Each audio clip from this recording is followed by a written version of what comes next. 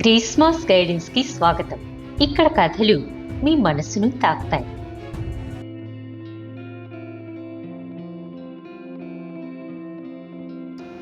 పూర్ణిమకి శంకర్ భర్త మొదట్లో ప్రేమతో జీవితం మొదలైంది.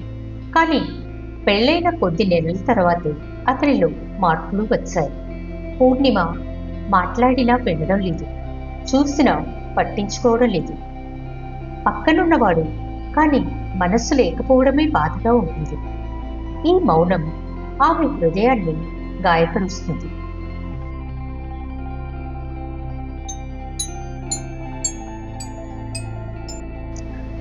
అతను ఉద్యోగంలో బిజీ అని చెప్తాడు, కానీ ఫోన్లో గంటలు గంటలు పక్కవారితో మాట్లాడతాడు.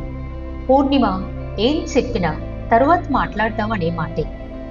ఆమెకు అనిపించేది, నేను తప్పు చేశానేమో, నా ప్రవర్తన అతన్ని నా నుండి దూరంగా పెడుతుందేమో అని.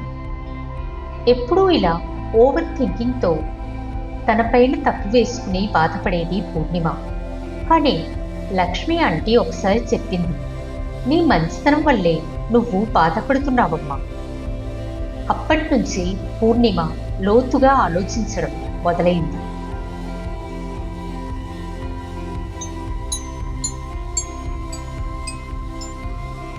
పూర్ణిమ రోజు ప్రతి చిన్న విషయాన్ని అతనితో పంచుకోవాలని చూస్తుంది. కానీ శంకర్కి అది భారంలా అనిపిస్తుంది. ఆమె సంతోషించాలంటే వినేస్తే సరిపోతుంది అనిపించే మాటలు కూడా అతనికి లేవు. ఒకరోజు పూర్ణిమ గట్టిగా అడిగింది, నీకు నేనంటే ఇష్టం పోయిందా? నువ్వు నిజంగా నన్ను పట్టించుకుంటున్నావా అని. కానీ అట్నుంచి సమాధానం లేదు.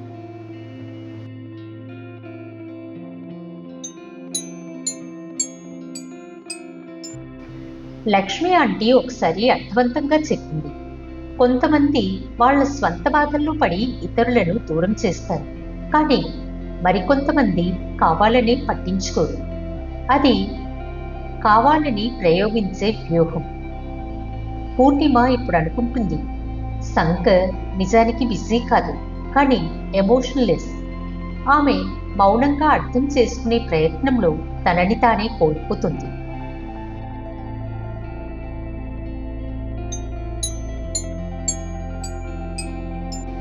కొన్ని రోజులు అతను చాలా చాలా బాగా మాట్లాడతాడు, కొన్ని రోజులు పూర్తిగా మౌనం. పూర్ణిమ లోతుగా విచారించేది, అతనికి నా విలువ ఉందా? ఈ ఊగిసలాట ప్రేమ కాదు, నియంత్రణ పద్ధతి. అతను తనపై అధికారం చూపిస్తున్నాడా? ఆమె శోధించసాగింది. ఈ బంధం నా శక్తిని తీసేసుకుంటోంది అని ఆమెకు స్పష్టంగా తెలిసిపోయింది.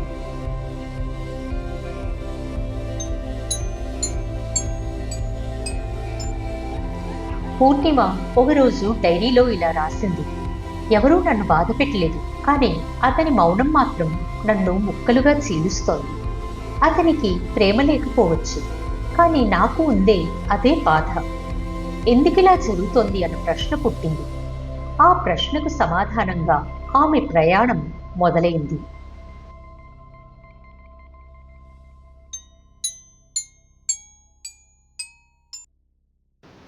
ఒక సాయంత్రం అతను వచ్చి, నీకు నా అవసరం ఉందా లేదా అన్నాడు. ఆమె నవ్వుతూ, నాకే కాదు, నీకు నీ ప్రేమ అవసరం ఉంది అంది. ఆ సమాధానంలో తీవ్రత ఉంది, కానీ తన గొంతు మాత్రం శాంతంగా ఉంది. ఆమె ప్రేమ కోసమే కాదు, గౌరవం కోసం కూడా మాట్లాడింది. ఇదే ఆమెలో మొదటి మార్పు.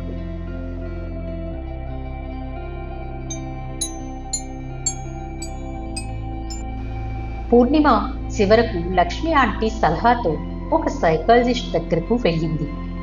డాక్టర్ రవి ఆమెను చూసి ఒక్క మాట అన్నాడు, మీరు ప్రేమించే తీరే గొప్పది, కానీ మిమ్మల్ని మీరు గౌరవించుకోవడం కూడా మొదలుపెట్టాలి. ఆ మాటతో పూర్ణిమ లోపల వెలుగులు కలిగాయి. ఇప్పుడు బాధ కన్నా స్పష్టత ఎక్కువగా ఉంది.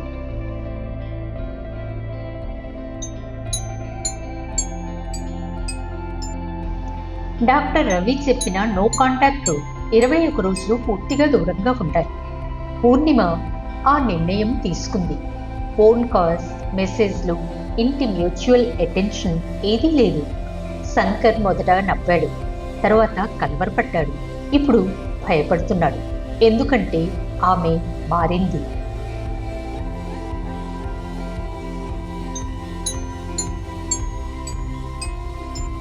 పూర్ణిమ అతనికి చిన్న మాటలు మాత్రమే చెప్పింది. సరే, బిజీగా ఉన్నాను. అతను ఆశ్చర్యపోయాడు. ఎప్పుడూ ఆశించే శ్రద్ధ ఇప్పుడు లేదు. ఆమె మాత్రం తనకు కొత్త లైఫ్ స్టైల్ని ఏర్పరచుకుంటోంది. శంకర్కి ఆమె లేదు అంటే ఎంత లోటో ఇప్పుడిప్పుడే తెలుస్తోంది. పూర్ణిమకు మాత్రం ఇప్పుడిప్పుడే నిజమైన శాంతి మొదలవుతుంది.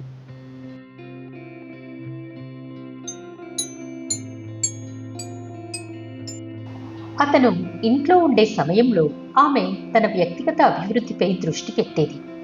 ఒక కొత్త డిజైన్ కోర్సులో చేరింది. తన కలలను తడికింది. ఆమె నవ్వులు కొత్తగా ఉన్నాయి. ఆమె చూపులు కొత్త ఆశను చూపిస్తున్నాయి. శంకర్ అదే ఇంట్లో ఉన్న ఆమె ప్రపంచంలో అతనికి చోటు లేదు. పూర్ణిమ ఇప్పుడు తన విలువను గుర్తించిన మహిళ.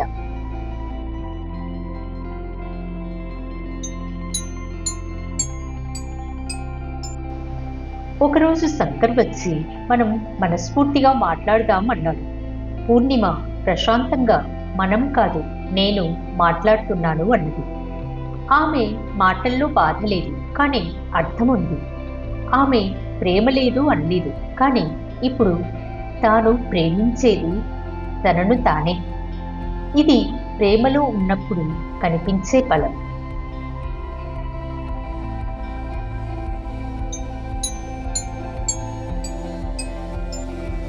ఆమె ఇప్పటికీ అతనితో విడిపోలేదు, కానీ తనలో అతని ప్రాధాన్యం తగ్గింది.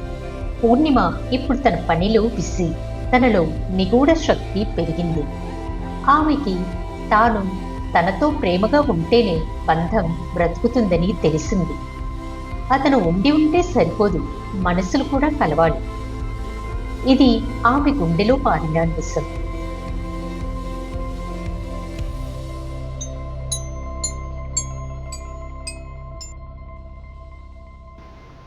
ఇప్పుడు అతను దగ్గరగా ఉండాలి అనుకుంటున్నాడు, కానీ ఆమె తన ఆవశ్యకత చూసుకుంటుంది. పూర్ణిమ డెసిషన్స్లో బలంగా మారింది. ఇక వెనక్కి తిరిగి చూసే పరిస్థితి లేదు. అతనికి స్నేహం కావాలి, కానీ ఆమెకు ప్రశాంతత ముఖ్యం. అతనికి ఆశయం రావాలి, ఆమెకు పరిష్కారం కావాలి. ఇది ఇప్పుడు రెండు ప్రపంచాలు.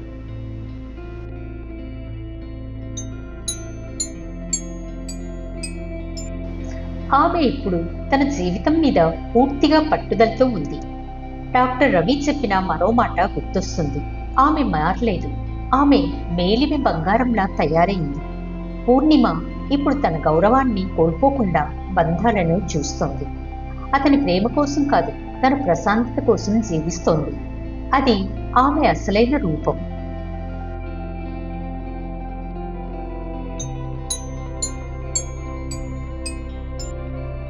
పూర్ణిమ ఇప్పుడు మరొకరు తన కోసం మారాలి అని కోరదు. ఆమెకు తెలుసు, ప్రేమ పోరాటం కాదు, సహకారం కావాలి. ఆమె మౌనం ఇప్పుడు గర్వంగా నిలబడుతోంది. శంకర్ ప్రయత్నించవచ్చు, కానీ తిరిగి రావాలంటే మారాలి. లేకపోతే ఆమె మౌనం నిలిచిపోతుంది శాశ్వతంగా.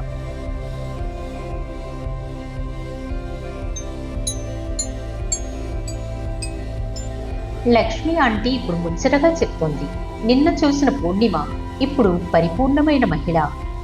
పూర్ణిమ నవ్వుతుంది. ఒకరు పట్టించుకోకపోయినా నేను నన్ను పట్టించుకున్నాను. ఇది గెలుపే. మనకు మనమే అర్థం చేసుకోవడమే అసలైన గెలుపు. ఎవరో గుర్తించకపోతే ఏమవుతుంది? మనమే మన విలువను కనిపెట్టగలగాలి. ఇదే జీవితం.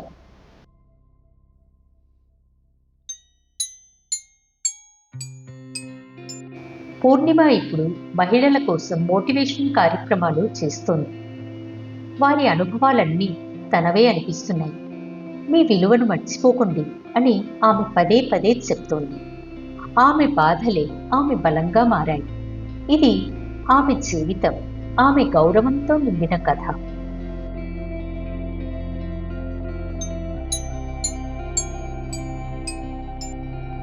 శంకర్ ఇప్పటికీ పక్కనే ఉంటాడు, కానీ మునుపట్ల ఆమెపై ఆధిపత్యం చూపించలేడు.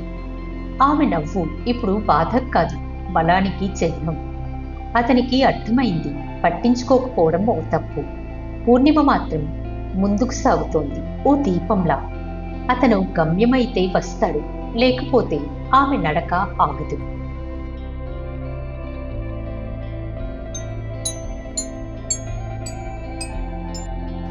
ఈ కథ పూర్ణిమ గురించి మాత్రమే కాదు. ఈ కథ ప్రతి ఆత్మగౌరవాన్ని ప్రేమించే మహిళ కోసం. పట్టించుకోకపోతే బాధపడాలి కాదు, తెలివిగా మారాలి. మీ విలువను గుర్తుపెట్టుకోండి. మీ జీవితాన్ని మీరే తీర్చిదిద్దండి. ఎందుకంటే మీరు లేని జీవితం వాళ్లకు తప్పనిసరి అనిపించాలి. నా మాటలు మీ మనసును తాకితే ఒక లైక్ చేయండి. మరిన్ని మంచి వీడియోస్ కోసం నా ఛానల్ని సబ్స్క్రైబ్ చేయండి. బెల్ ఐకాన్ ఆన్లో పెడితే నా అన్ని వీడియోస్ మీకు చేరుతాయి. మీ ప్రోత్సాహమే నా ప్రేరణ.